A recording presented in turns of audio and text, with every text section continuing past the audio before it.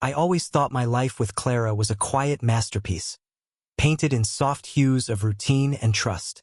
We'd been married 12 years, living in a modest brick house on the edge of Portland, where the rain tapped a constant rhythm against our windows. I'm James, a 42-year-old structural engineer. Steady, methodical, the kind of man who finds comfort in blueprints and the certainty of steel. Clara, my wife, was the opposite. A whirlwind of laughter and spontaneity.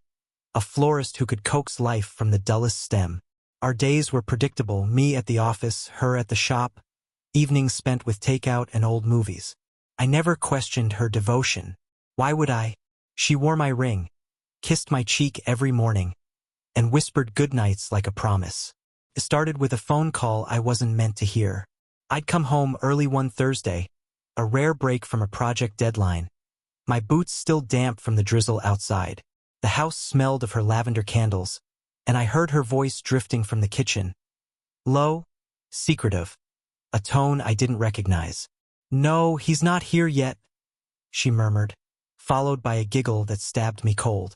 I stood in the hallway, my coat dripping onto the hardwood, listening as she said, "Tomorrow then, same place." The call ended, and she emerged, startled to see me. "James, you're early," she said, her smile too wide, her eyes darting. I asked who she'd been talking to. "Oh, just a supplier," she lied, brushing past me to fuss with a vase of lilies.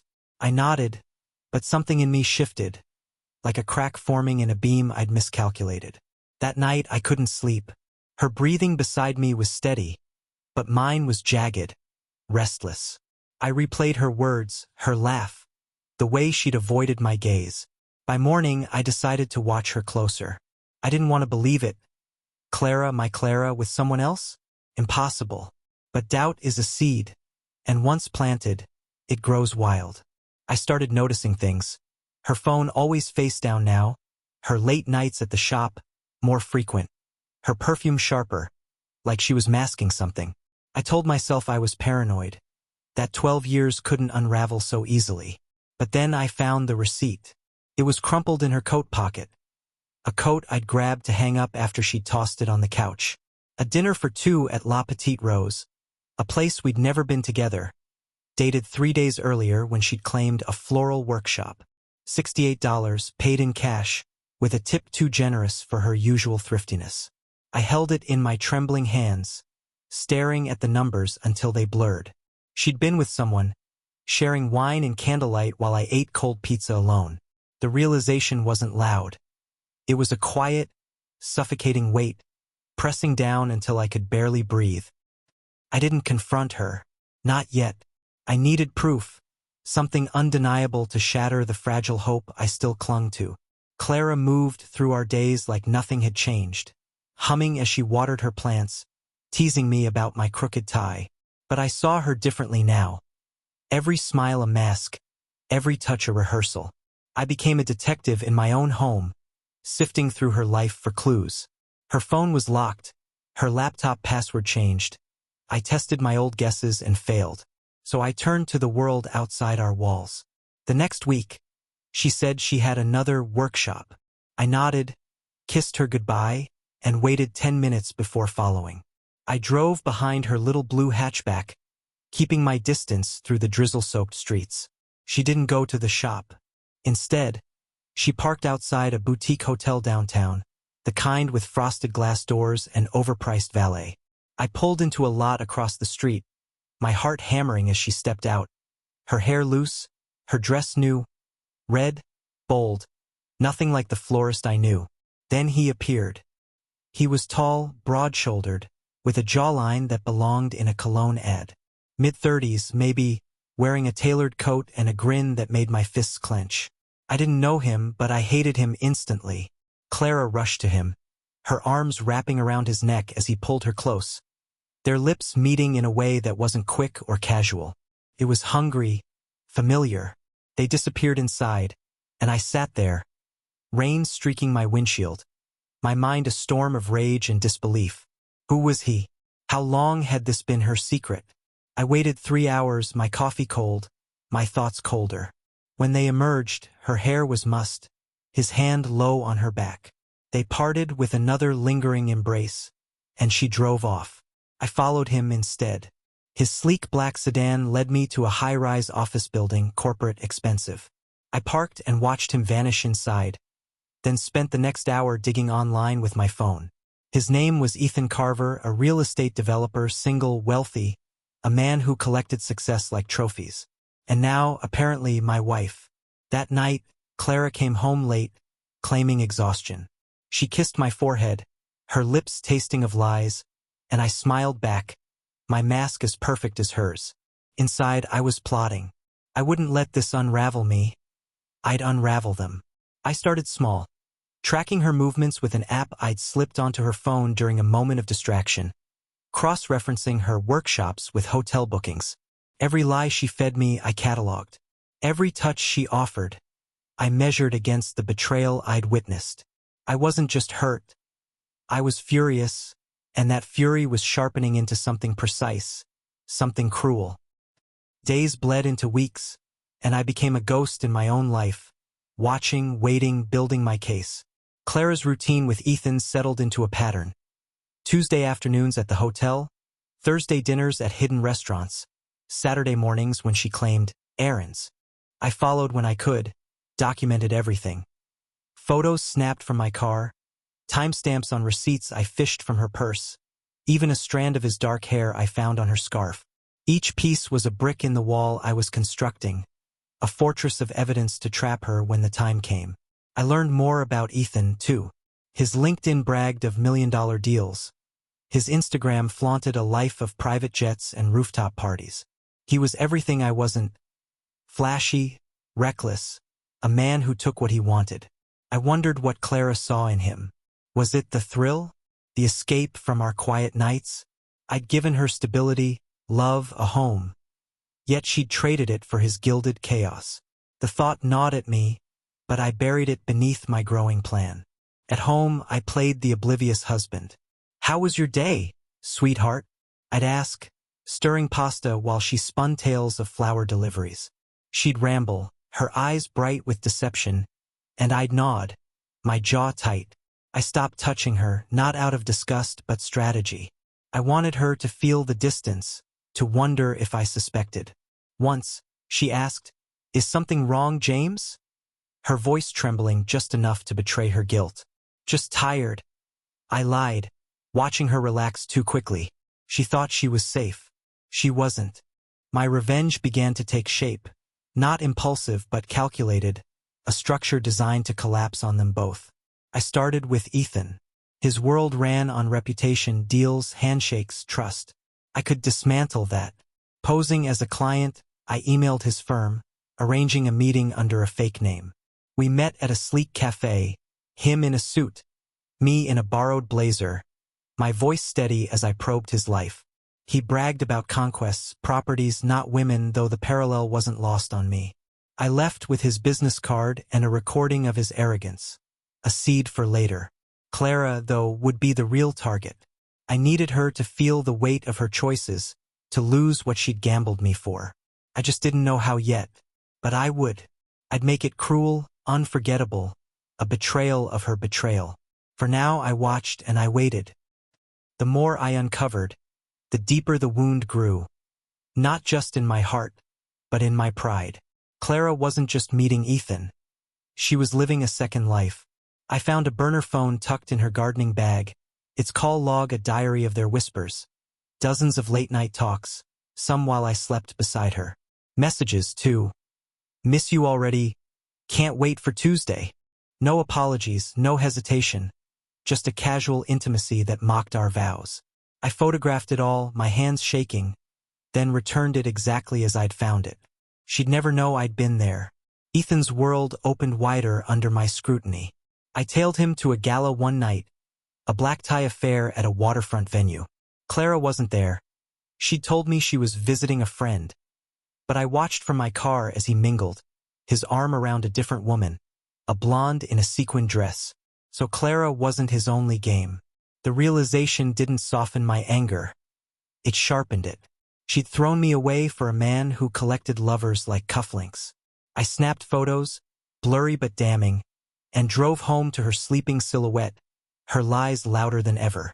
I started testing her subtle jabs to see her squirm. Saw a nice hotel downtown today. I'd say over breakfast. Ever been? She'd freeze, then laugh it off. Oh, maybe with the girls once. Her excuses were flimsy, but I let them stand, piling them like kindling for the fire I'd ignite. At work, I threw myself into projects, letting the precision of engineering steady me. My colleagues noticed my edge, sharper focus, darker humor, but no one asked. Good. This was mine to carry. My plan crystallized one sleepless night. Ethan's empire rested on fragile egos, clients, investors, peers. I'd expose him, not with fists or shouts, but with whispers, leaks, a slow poison in his perfect life. For Clara, it'd be personal. She loved her shop, her flowers, her little kingdom of beauty. I'd take that, twist it, make her feel the loss I'd felt. I began researching his business ties, her suppliers, every thread I could pull. I wasn't rushing. Revenge, like a good design, needed time to settle. One evening, she came home flushed, her story about a late delivery, unraveling as I spotted a hotel keycard peeking from her bag. She didn't notice me slip it out, didn't see my face as I pocketed it. That card, room 312, the Crestwood, was my key too. Not to her secret, but to their ruin. I smiled at her across the table, and she smiled back, oblivious. The game was tilting my way. By now, I was a shadow of the man I'd been, James the engineer, James the husband, replaced by James the avenger. Clara's laughter, once my anchor, grated like sandpaper. Ethan's smug face haunted my dreams, his hands on her, a vision I couldn't unsee. But I wasn't breaking. I was building, piece by piece, a reckoning they'd never expect. The hotel keycard burned a hole in my drawer, a constant reminder of my purpose. I struck at Ethan first. Using a burner email, I sent anonymous tips to his firm's rivals. Hints of shady deals, inflated valuations, nothing provable yet, just enough to stir whispers. I dug into his past, found a disgruntled ex-employee on a forum, and coaxed out stories. Late payments, broken promises. I fed those to a local blogger under a pseudonym, watching the ripples spread. His name started popping up in hushed tones, his shine dulling. He didn't know it was me. Not yet, but I saw the strain in his jaw when I tailed him to a meeting, his gestures sharper, his charm thinner. Clara felt it, too. She mentioned him once, casually. Heard Ethan's having a rough week at work. Testing me, maybe? I shrugged, feigning ignorance, but inside I gloated. Her worry was my first victory. At home, I upped the pressure. I'd leave her phone untouched for days, then move it just enough to unsettle her. Watch her fumble to check it. I'd ask about her shop's finances, knowing she'd funneled money there to hide her spending with him. New dresses, hotel bills. She'd stammer, and I'd smile, letting her think I was clueless. Her shop became my next target. I called her suppliers, posing as a concerned husband, planting doubts, late payments, vague complaints. One canceled a contract, citing reliability issues. She came home frantic, ranting about misunderstandings.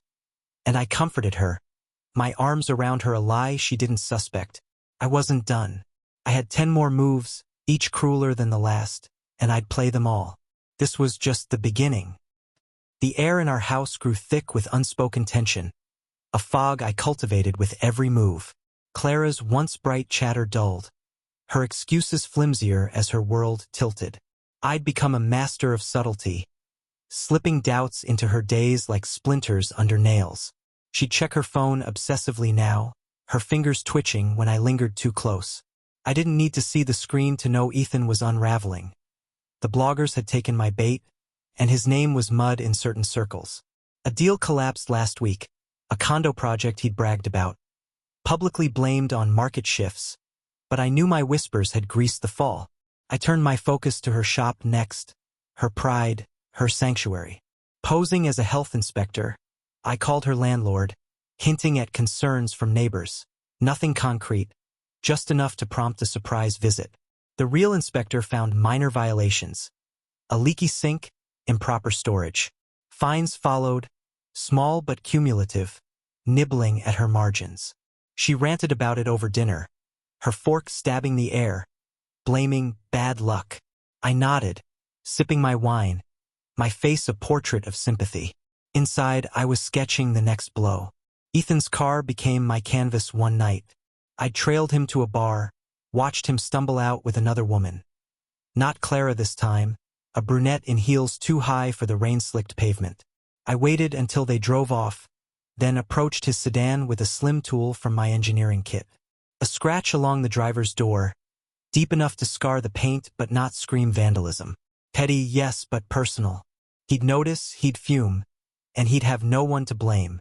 I pictured his confusion, his temper flaring, and it warmed me as I drove home to Clara's restless sleep.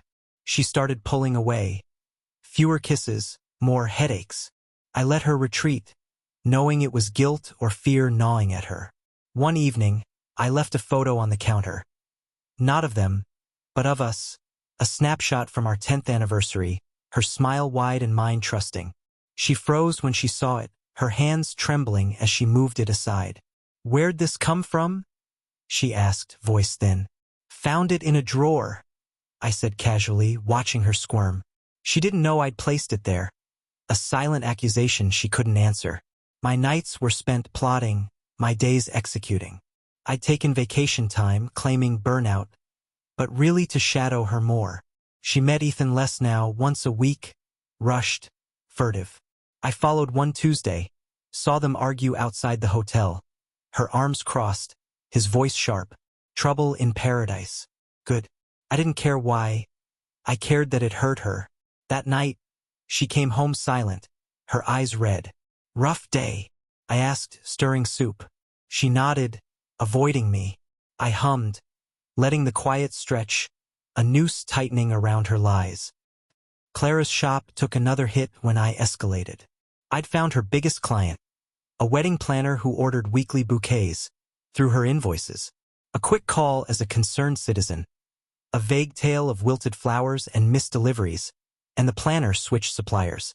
Clara stormed home that night, slamming her bag down, her voice cracking as she vented about betrayal. The irony nearly made me laugh. "That's awful," I said, chopping carrots, my knife steady. She didn't see the gleam in my eye, didn't hear the satisfaction in my calm. Ethan's turn came next. I'd gathered enough, recordings from our client meeting, screenshots of his flirty posts with other women, whispers of his crumbling deals. I packaged it neatly, anonymously, and mailed it to his biggest investor, a stern older man I'd researched. No demands, no threats, just facts, letting the contents speak. 2 days later, a trade article hinted at internal strife at Ethan's firm. His Instagram went quiet, his swagger dimmed. I imagined him pacing, paranoid, and it fueled me. At home, I tightened the screws. I started leaving hints. Her burner phone charger accidentally unplugged. A hotel receipt found in the laundry, folded neatly on her pillow. She'd snatched them up, her face paling, stammering excuses I didn't challenge. "You're so forgetful lately," I'd say, smiling, and she'd laugh, brittle and forced. I wanted her to feel hunted, to question every shadow. She did. One night, she locked herself in the bathroom, whispering into her phone. "Ethan," I assumed, pleading or planning. I pressed my ear to the door, catching fragments. "He knows something? I can't." I stepped away, grinning. She was cracking. I upped the ante with Ethan's car again. This time, sugar in the gas tank. Old school, untraceable. A slow death for his precious sedan.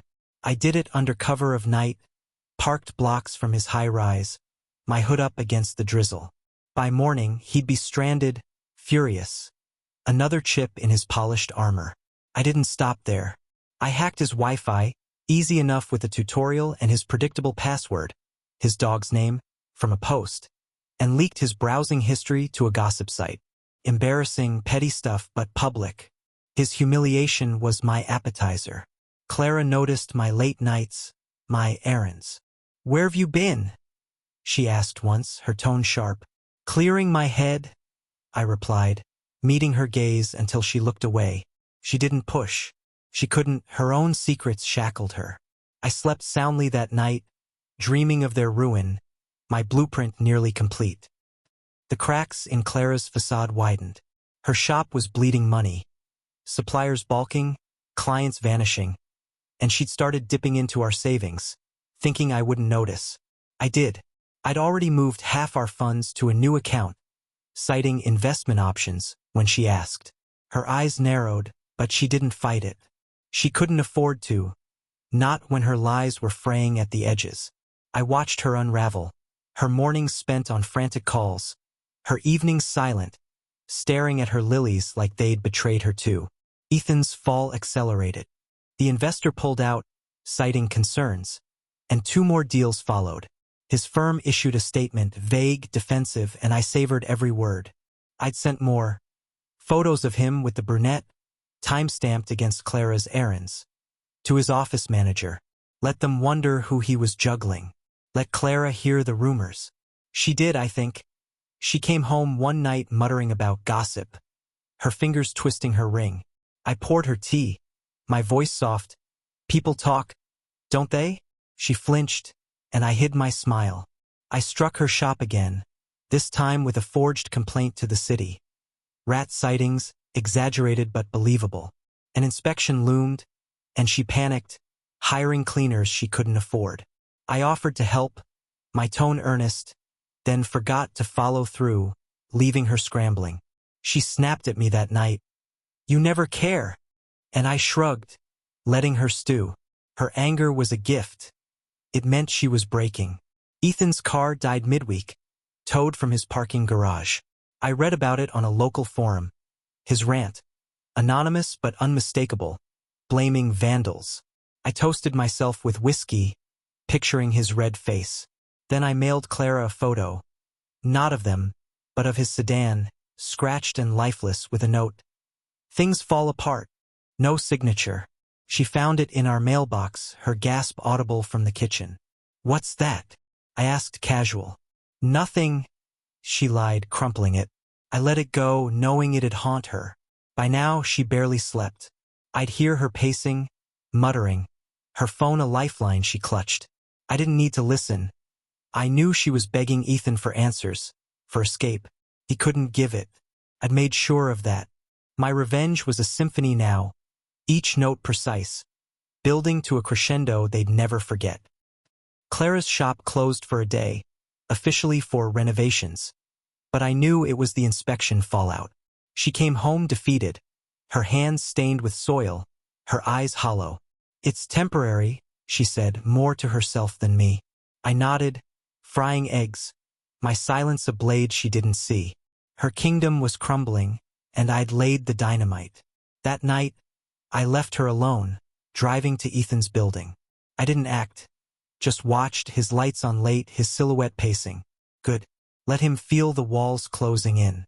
I hit him harder the next day. A fake profile on a review site, his firm's name, scathing comments about unreliable partners, shady ethics. It spread, clients commenting, his reputation a house of cards in a windstorm. I emailed his assistant, posing as a journalist, asking for comment on recent troubles. No response, but the seed was planted. Panic would follow. I wanted him desperate, isolated, a mirror to the man he'd made me. Clara caught me staring once, my laptop opened to a blank screen. What are you doing? She asked, suspicion sharp. Work, I said, closing it. She didn't buy it. I saw it in her frown, but she retreated, her own secrets a shield she couldn't drop. I left another hint that night. His business card, swiped from our meeting, tucked in her coat pocket. She'd find it, wonder, sweat. She did. I heard her curse softly in the bedroom, then silence. I slept like a baby. Her phone rang late, Ethan's voice faint through the line. I crept closer, catching, we need to stop. Too risky. She argued, pleaded, her whispers frantic. He hung up, and she sobbed, quiet but raw.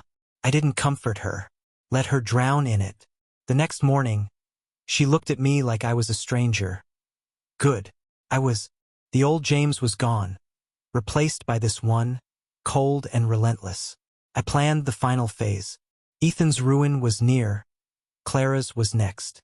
I'd take everything, her shop, her pride, her illusion of control. I'd make it public, personal. A wound she'd carry forever. I just needed one more push, one more twist. It was coming. Clara's shop reopened, but the damage was done. Customers trickled. Her phone silent where it once buzzed with orders. She hid it from me, pasting on smiles, but I saw the strain, her bitten nails, her untouched coffee. I'd called her last supplier that morning, a gruff man I charmed with a tale of supporting local business. Then casually mentioned her financial troubles.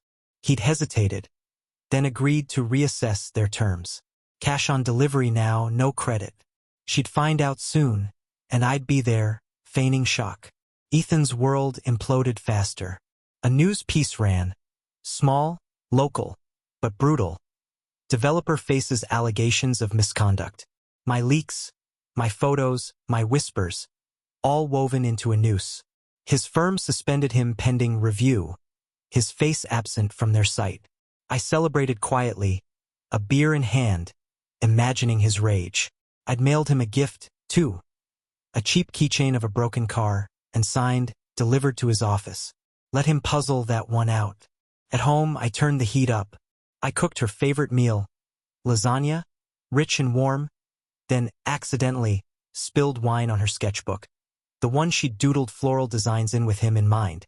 "Oh, Clara, I'm so sorry," I said, mopping it up as she stared, her lips tight. It wasn't the spill that hurt. It was the loss, the memory I tainted. She didn't yell.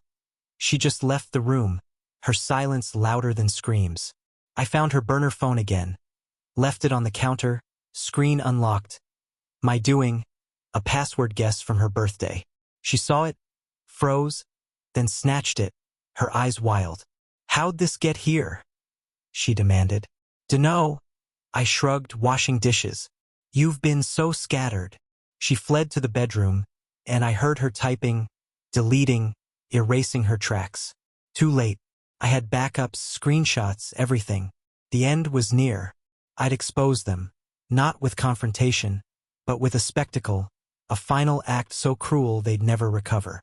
I started drafting it that night, my pen steady, my heart cold. This wasn't about love anymore. It was about justice, my justice, and I'd deliver it soon.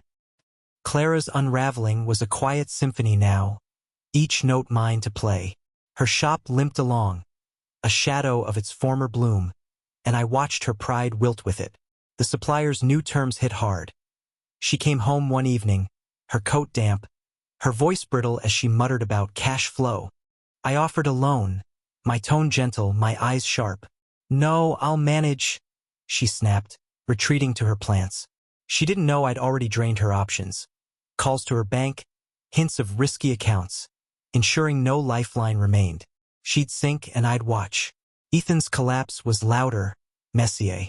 His suspension stretched into weeks, his name a punchline in industry circles. I'd fed more to the fire.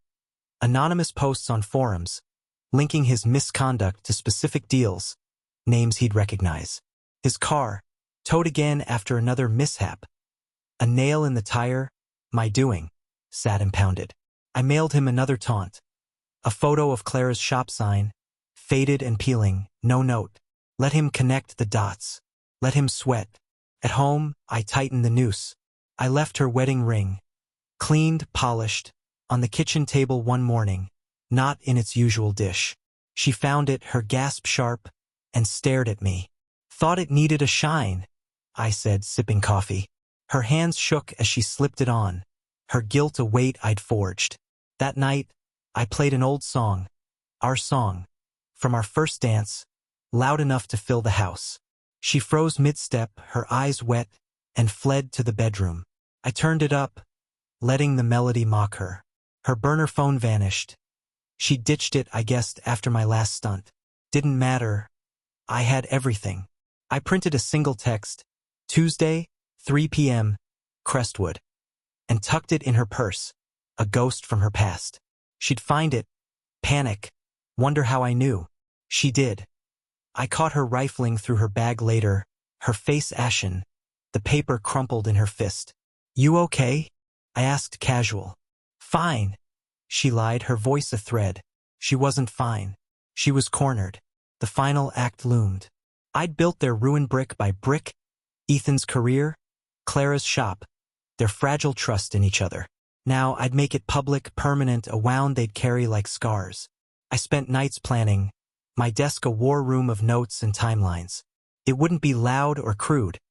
It'd be elegant, cruel, a masterpiece of betrayal's mirror. I just needed the stage. Clara's shop shuttered for good a week later.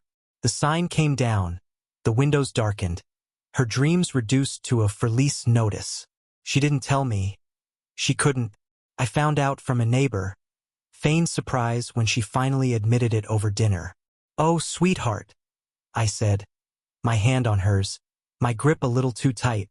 She pulled away, her eyes dull, and I let her. She'd lost her kingdom, and I'd handed her the torch to burn it. Ethan's fall hit bottom. His firm cut ties, a press release citing irreconcilable differences. He vanished from social media, his high-rise dark most nights. I drove by once, saw movers hauling boxes, downsizing, I hoped, to some cramped rental he'd hate. I'd sent one last gift, a mock eviction notice, forged but convincing, slipped under his door. He'd rage, call lawyers, find nothing. I wanted him paranoid, broken, a shell of the man who'd taken my life apart.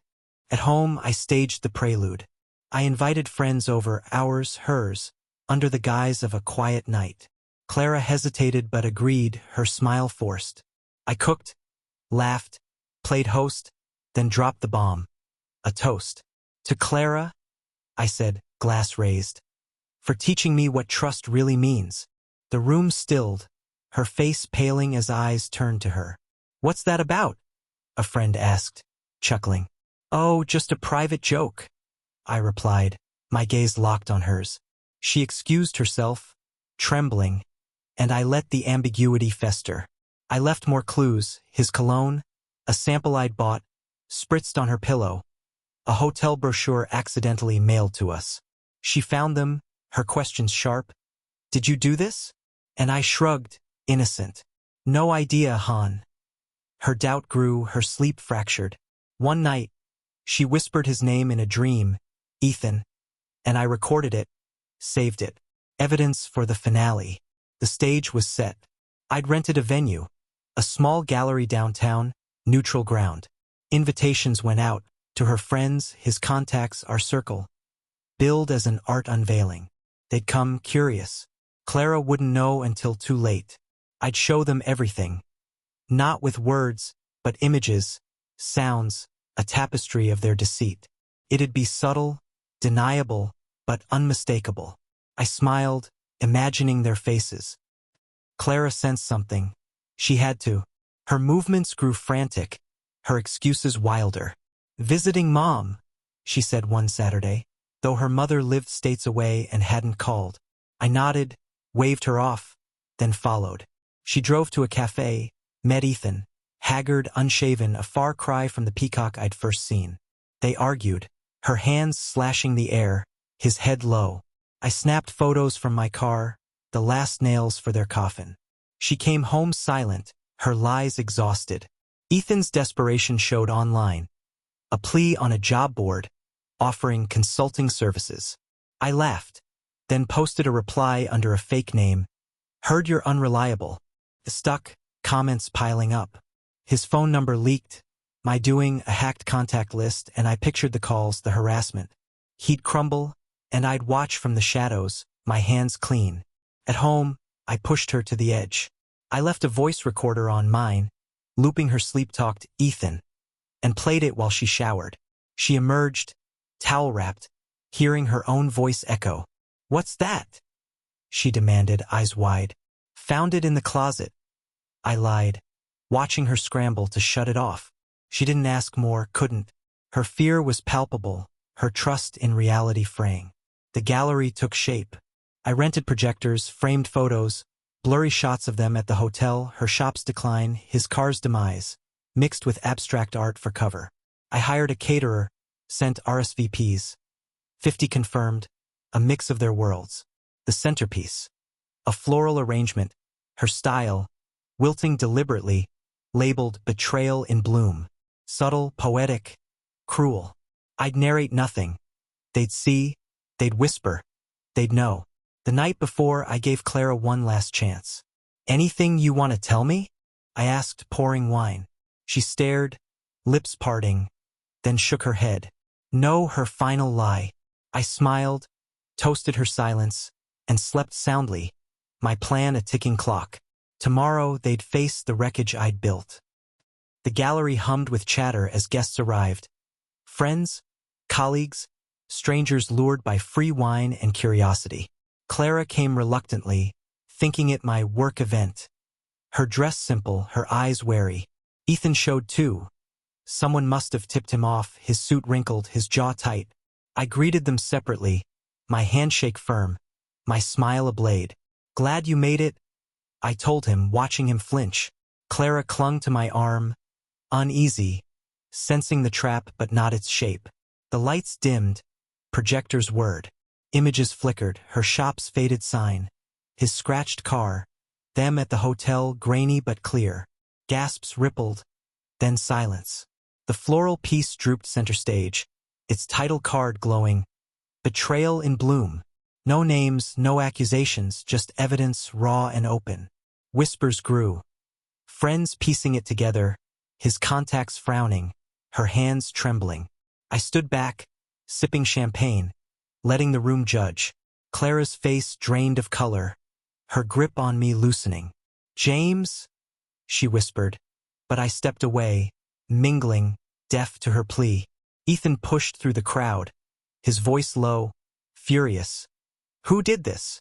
No one answered, no one had to. The recorder played next, her sleep-talked Ethan, looping softly over speakers. Laughter broke out, cruel and sharp, as heads turned to her. She froze, then bolted, heels clicking on the tile. Ethan followed, shoving past guests, his humiliation public now, permanent.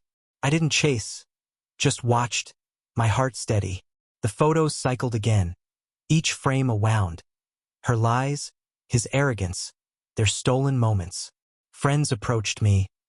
"What's this about?" And I shrugged, vague. Art's open to interpretation. They nodded, unsure, but the seed was planted. Gossip would spread, their lives unraveling in its wake. I left early, the gallery buzzing behind me. Clara's car was gone when I got home. She'd fled, maybe to him, maybe alone. Didn't matter. I'd stripped them bare. Their secrets a gallery exhibit for all to see. I poured a drink, sat in the dark, and waited for the fallout. Clara didn't come home that night or the next. Her phone went to voicemail, her shop stayed dark. Friends called, shocked, probing. But I kept it simple. "We're taking space." They didn't push. The gallery had said enough. Ethan surfaced online. A bitter post, blaming enemies. Then silence. His number disconnected. His high-rise listed for sale. I'd shattered them, not with shouts or fists, but with precision. A revenge as cold as steel. A week later, she texted, "I'm sorry. Can we talk?" I didn't reply. She showed up once, bags under her eyes, her voice small. "James, I cut her off, handing her a folder. Divorce papers, her burner phone screenshots, his ruined car photo. "You chose," I said, shutting the door. She didn't knock again. The house was mine now, quiet, mine. Ethan's name faded. Jobless, friendless, a ghost in his own city. I heard he'd moved, some nowhere town, starting over. Good luck, I thought, knowing he'd carry the shame. Clara's shop lease sold cheap, her flowers gone.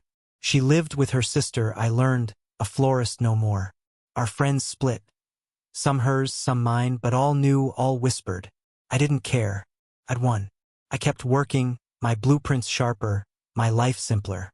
No rage left, just calm. A structure rebuilt, stronger without her.